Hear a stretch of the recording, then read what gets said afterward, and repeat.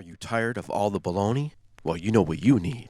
Straight talk with Jack Graham. So make sure you hit that like button and subscribe so you don't miss out on any future videos. Now, here is Jack Graham.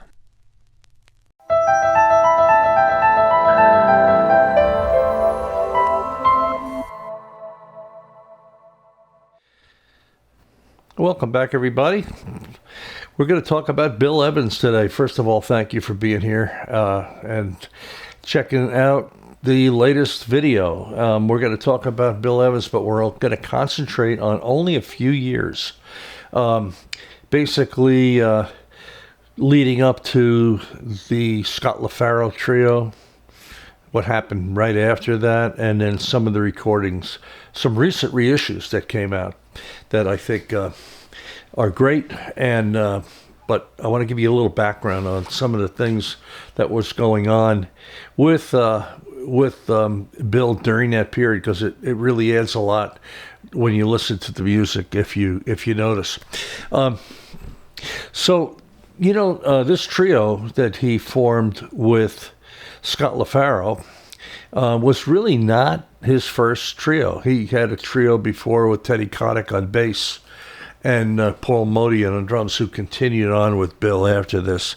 Formed that in 1956. Did a couple records on one record on Riverside that I know of. There might be two, I'm not sure. Some other collaborations with Jim Hall and some other people. There was another trio, believe it or not, if you don't know this, prior to the Scott Lafaro trio with Scott Lafaro, with Sam Jones and Philly Joe Jones. And this was in 1958. This is the record everyone digs Bill Evans on Riverside. And great record. But this is a trio that only recorded one record. There was another trio after this with Bill, where Paul Chambers replaced Sam Jones on bass, and I think that's how Bill got recruited by Miles Davis to play on Kinda Blue and a couple tracks through that Paul Chambers relationship in that trio, right around the time that Kinda Blue was recorded in 1959. But the trio with Scott Lafaro was really formed in 1959. I think they first appeared at the Village Vanguard in 1959, and they recorded some records that you all know about that have been reissued recently. Really good stuff. Whether you buy the UHQR from Acoustic Sounds, the Craft, if you can find an OJC, if it's in good shape, it sounds pretty good. Not as good as the reissues, though. But this trio that came to be with Scott Lafaro was a preeminent force in Bill Evans' career. He loved working with Scott Lafaro for a number of reasons. They had like minds in terms of playing. It was just an amazing trio. Not that the other ones weren't, and they're great, but Bill really loved that trio with Scott. When Scott Lafaro passed in a car accident in 1961, I think a lot of you may know that Bill Evans really took that very, very hard and went into a period of disorganization, to say the least. He began using some drugs, more than probably anyone should. There's a rumor that he was also seen wearing Scott Lafaro's clothes running around Manhattan. That's the story. You know how stories go. But at any rate, he was really distraught and really broken up by Scott's death, to the point that Bill couldn't play. He just just kind of hung out, secluded for a number of months. He got persuaded by Mark Murphy to do a record on Riverside, and he did a couple other things, 7, 8 months later. But he took that really, really pretty tough. Bill's career started really at age 20. Well, he must have been about 23 maybe, when he recorded a record with a clarinet player named Jerry Wald, I believe, on, was it Lion Records? A clarinet and piano.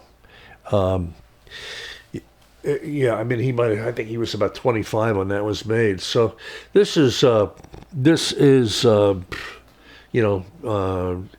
8 years later, when these trios were very prominent. And I think you all know the Waltz for Debbie trio and ongoing into Trio 64, 65, and ongoing, up until all these great new releases that are coming out, a lot on Record Store Day, and they're all good. Bill Evans is a genius. So anyhow, Scott Lafaro passes in 1961. Bill goes through this period, and he runs into somebody actually prior to this at Brandeis University named Chuck Israels, bassist. Chuck was playing with a group. Chuck later went on to play with many, many big name people in Europe. Was playing in Europe at the time that, Bill recalled that meeting. I guess they had kept in touch and kind of predetermined that, Chuck would be the heir apparent to Scott even before Scott Lafaro passed. But after Bill kind of got his act back together, he calls Chuck Israels. Chuck comes back to America, and they go up to Syracuse to play some jobs with Paul Modian, and then after they're rehearsed a little bit better, they go to play at the Hickory House in Midtown Manhattan, which is still there. It's a great little club, very intimate club. So anyhow, Chuck Israels was a kind of a well-trained bassist. He played in chamber music groups and orchestras, was highly skilled, highly trained as a classical bassist, but yet, offered a little bit different style than Scott Lafaro, more lines and pedal tones, and the way his attack and movement in between chords is a little different than Scott. No better, no worse, but different. It took Bill some time to get used to it, but Bill really enjoyed it. Especially, you'll hear Bill using a lot of pedal tones more when Chuck Israels joined the group. So, they're now back in New York. They worked at Burnland. They worked at the Village Vanguard again with this new trio. Opposite the Modern Jazz Quartet, very successfully. And at some point, Bill figured that we're ready to start recording again. So it's time to make a record. Coincidentally, Bill made a record a couple days earlier than the ones we're going to talk about, but I do want to mention this. It's a record called Explorations, and it's done with Jim Hall. He and Jim Hall got along really well, musically, personally, and they kind of had on the same wavelength. Great reissue by Kraft. Original jacket, great package, and a great sounding record somewhere here. This is one of the original covers prior to the gold-oriented cover that you can see right here. If these are still around, I would suggest trying to buy one of these. They're really, the sound is amazing. Sounds a lot better than the OJC. We'll get into the sound here, these records, in a couple seconds. But Explorations was made a couple days before Bill went back into the studio for Riverside to record a number of tunes that turned out to actually be 3 records, kind of 2 and another one with some outtakes. So let me explain. Recently, a record called Moonbeams was reissued. The Riverside recording, reissued on OJC in the 60s, and then probably a number of places prior to its latest reissue by Kraft. And this is superbly done. I believe Kevin Gray did the mastering on this. Has the Obi 180 gram, very quiet RTI, great jacket. I'm not going to go into a review on this. I love the record.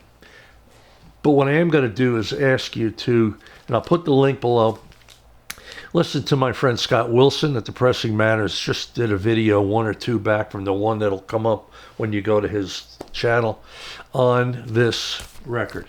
He really sums it up eloquently and right to the point. I couldn't do any better. I couldn't add any more. He really, really did it well. So I'm not going to go into that here.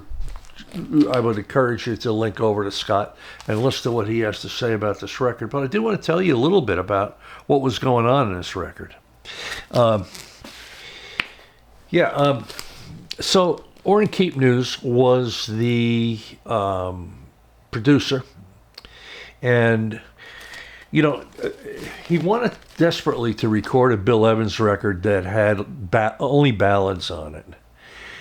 But he felt that if he went into the studio and just recorded ballads, it might be kind of a downer, and wanted to keep things more positive, a little lively. So they recorded a number of tunes. I'm guessing, I don't know,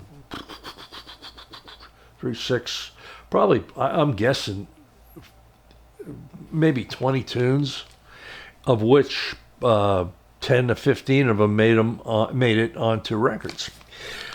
On this record, there are, I believe, 8 cuts, 7 or 8 cuts. There are 8 cuts. The first cut is "Re: A Person I Knew," dedicated to Scott Lafaro. Bill used that as an opening in every one of his club dates, whether it's the Vanguard or wherever. And it was always the opening, and it was just a magical piece for Bill. And it would just end. It would just float away and end. It never ended like most tunes end.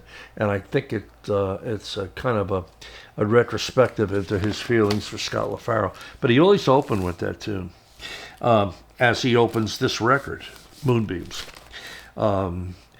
Polka Dots and Moonbeams, I Fall in Love Too Easily, Stairway to the Stars, La Di Da, and a bunch of other tunes, originals, and some Love in Vain, the standard, and of course It Might As Well Be Spring, the Rodgers and Hammerstein tune. What a great tune.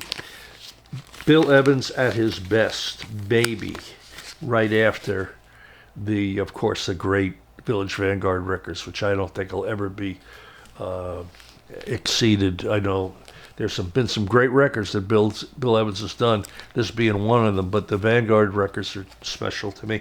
But I love this record. Scott will tell you all about it. I totally agree with everything he said and more. Great, great record. So this came out of that recording session. Coincidentally, another record, as I make a mess here, came out of that same recording session, and it's called How My Heart Sings. These are the more up-tempo tunes out of that session. So the ballads are on Moonbeams, and the more up-tempo tunes are on How My Heart Sings. And done the same recording session, same 2 days. Earl Zinders wrote a bunch of tunes for Bill Evans. He wrote How My Heart Sings. It's a great, great, great tune. I Should Care, In Your Own Sweet Way. Bill plays it on many, many recordings. Summertime, of course, 34 Skidoo. Funny tune. Bill Evans composition. And Everything I Love, the Cole Porter tune. And Showtime, another Bill Evans original. So there's 8 cuts on here. Superbly played, but very different than Moonbeams, done in the same day. You have to have both. I believe this has been reissued. The one I'm holding here is the reissue OJC 369. Let me just say something about OJCs. And if I'm wrong in the comments, please correct me.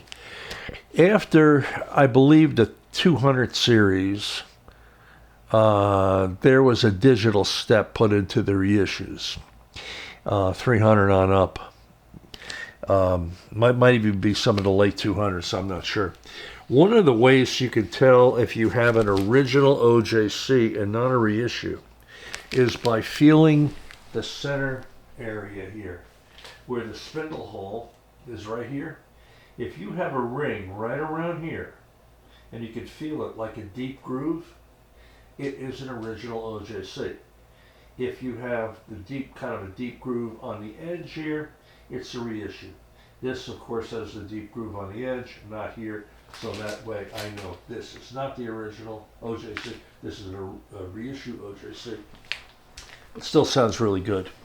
The reissues that have been done after this are even better. Scott will tell you all about that. But the remastering of the tapes by Kevin Gray or whoever's doing them, some of the other ones, they're superior. They pull out the sound. They pull out the drums and bass and balance the sound. Is a lot better than the OJCs or even the original Riversides.